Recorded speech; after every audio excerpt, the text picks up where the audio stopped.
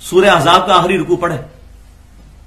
اللہ تعالیٰ فرماتا ہے کہ دوست کی پھر اس وقت کہیں گے اللہ ہمارے بزرگوں اور ہمارے ان بڑوں کو دگنا عذاب دے جن کی وجہ سے ہم گمراہ ہوئے تھے. اور سورہ حمیم میں سجدہ میں آتا ہے اللہ ہمارے بزرگوں کو ایک دفعہ ہمارے حوالے کر دے, ہم ان کو اپنے پاؤں کے نیچے روندیں گے, ان کی وجہ سے ہم گمراہ ہوئے. اور میرے ایک دوست نے بڑی پیاری بات کی, وہ کہتا ہے ہمارا تو دنیا میں ہی غصہ ہے, آخرت میں تو ہوگا.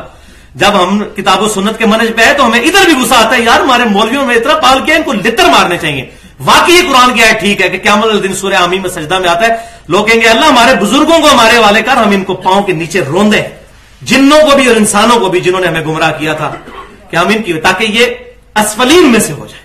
والعیاذ باللہ تعالی. کیا امام حنیفہ رحمۃ اللہ علیہ کی نماز نہیں ہوتی تھی؟ کیا فلاں تابعی کی نماز نہیں ہوتی تھی؟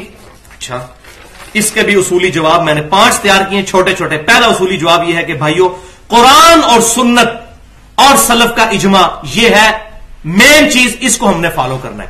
اور قرآن پاک میں بھی یہی حکم ہے فَإِن تَنَازَعْتُمْ فِي شَيْءٍ فَرُدُّوهُ إِلَى اللَّهِ وَالرَّسُولِ إِن كُنتُمْ تُؤْمِنُونَ بِاللَّهِ وَالْيَوْمِ الْآخِرِ. اگر تم یوم آخرت پر اور اللہ پر ایمان رکھتے ہو تو جب بھی جھگڑا ہو اللہ اور اس کے رسول صلی اللہ علیہ وسلم سے فیصلہ کرو. اور آج یعنی کتاب و سنت ایز این انسٹیٹیوشن اللہ اور اس کے رسول ہم میں موجود ہیں, ایز این انسٹیٹیوشن یعنی کتاب و سنت.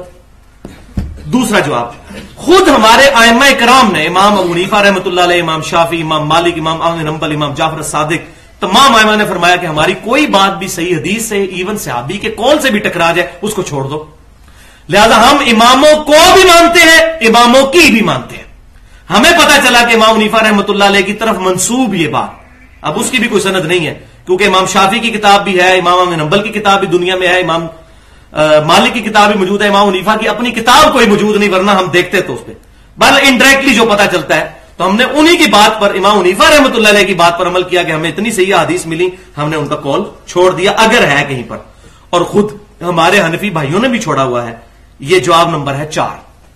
3 مسئلے خود احناف نے چھوڑ دیے امام حنیفہ رحمۃ اللہ علیہ کے. نمبر 1, اور یہ مسئلے کہاں ہیں, فتاوی العلمگیریہ میں, در مختار میں اور الموطا امام محمد میں, جو امام ابو حنیفہ کے شاگرد تھے, کہ امام حنیفہ رحمۃ اللہ علیہ مدینے کو حرم نہیں مانتے تھے, لیکن الحمدللہ آج تمام احناف مدینے کو حرم مانتے ہیں. بخاری اور مسلم میں 50 حدیثیں ہیں فضائل مدینہ پہ اور اس کے حرم ہونے پر. دوسرا مسئلہ, شوال کے 6 روزوں کو وہ بدعت کہتے تھے, اور یہ خالی امام حنیفہ نہیں ہے, امام مالک بھی الموطا امام مالک میں لکھتے ہیں کہ میں نے اہل مدینہ میں سے کسی کو یہ روزے رکھتے ہوئے نہیں دیکھا. اب ان سے بھی بات چھپی رہ گئی. حالانکہ بخاری شریف کو چھوڑ کر باقی 5 کتابیں کتب ستہ کی, صحیح مسلم, سنن ابی داؤد, ترمذی, نسائی, ابن ماجہ میں حدیث ہے جس نے رمضان کے بعد شوال کے 6 روزے رکھے گویا کہ اس نے پورے سال کے روزے, پوری زندگی کے روزے رکھے, اگر وہ ہمیشہ رکھتا ہے. اور الحمدللہ میں جب بریلوی تھا اس وقت بھی رکھتا تھا, سارے بریلوی رکھتے ہیں شوال کے 6 روزے. تو امام حنیفہ رحمۃ اللہ علیہ کا یہ قول انہوں نے چھوڑ دیا. تیسرا, وہ عقیقے کو بدعت کہتے تھے اور زمانہ جاہلیت کی رسم مانتے تھے, لیکن الحمدللہ بریلوی ہوں, دیوبندی ہوں, اہل حدیث ہوں, آج سب عقیقہ کرتے ہیں. بخاری میں پورا چیپٹر کتاب العقیقہ کے بارے میں, جامع ترمذی میں, سنن ابی داؤد میں, میں نے ڈیٹیل کے ساتھ قربانی والے لیکچر میں بتایا. اور 5واں اصولی جواب یہ ہے جو میں بالکل کلیئر کٹ کر کہہ دوں آپ سے, کہ میں اپنی ذات کے بارے میں یہ کہتا ہوں کہ میں امام حنیفہ رحمۃ اللہ علیہ ہوں یا کوئی بھی بڑا امام ہو, میں اس کی جوتیوں کے خاک کے برابر بھی نہیں ہوں, لیکن ہم کسی بھی بزرگ کو پروفٹ کے درجے پر فائز نہیں کر سکتے. لا ترفعوا اصواتکم فوق صوت النبی, اگر نبی صلی اللہ علیہ وسلم کی آواز سے آواز بلند کرنے پر اعمال اکارت ہو جائیں گے سیدنا ابو بکر اور عمر کے, کیونکہ بخاری میں یہ آیت ان کے بارے میں نازل ہوئی تھی. حضور سے بدتمیزی نہیں کی, آپس میں لڑ پڑے تھے حضور کی موجودگی میں صلی اللہ علیہ وسلم, اور آوازیں بلند ہو گئی. اللہ نے فرمایا آواز بلند کی اعمال اکارت ہو جائیں گے اور تمہیں خبر بھی نہیں ہوگی, یعنی توبہ کی بھی توفیق نہیں ملے گی. خبر ہی نہیں ہوگی تو توبہ کیسے ہوگی؟ تو جو بندہ حضور صلی اللہ علیہ وسلم کے فرمان کے مقابلے پر کہے کہ ہمارے فلاں بزرگ نے, ہمارے فلاں امام نے کہہ دیا, تو ہم یہی تو پھر رونا روتے ہیں. ہم کیوں اپنے آپ کو کہتے ہیں ہم محمدی ہیں؟ جب یہ لوگ اپنے آپ کو حنفی, شافعی, مالکی, حنبلی کہیں گے تو ہم اپنے آپ کو محمدی کے, ان اماموں نے نہیں کہا. اور یہ میرا چیلنج ہے, قرآن میں, حدیث میں یا کسی امام کے قول میں دکھا دیں ضعیف سند سے بھی کسی امام نے کہا کہ میری تقلید کرو.